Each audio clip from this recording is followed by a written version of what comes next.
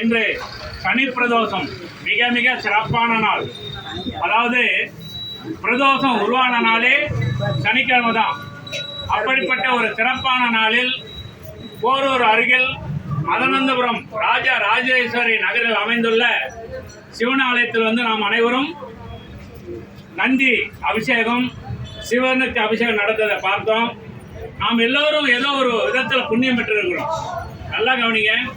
அவன் அருளாலே, அவன் அருள் இருந்தால் மட்டுமே தான் நம்ம ஆலயத்துக்குள்ள வர முடியும். அதை விட சிறப்பு என்னன்னா, நாம வருஷத்துல 24, 25 பிரதோஷம் வருது. சில நேரத்தில் போக முடியலனா கூட அந்த சனி பிரதோஷத்திலாவது கலந்துன்னு நினைப்போம்.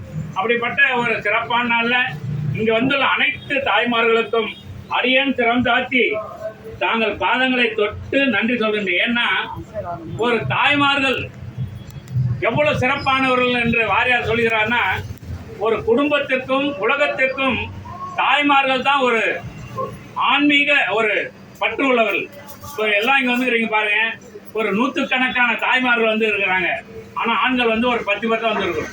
அதனால பெண்கள் ஆலயத்துக்கு வந்தால் 100% புண்ணியம் கிடைக்கும். அதே ஆண்கள் 50% தான் வாரியார் சொன்னது.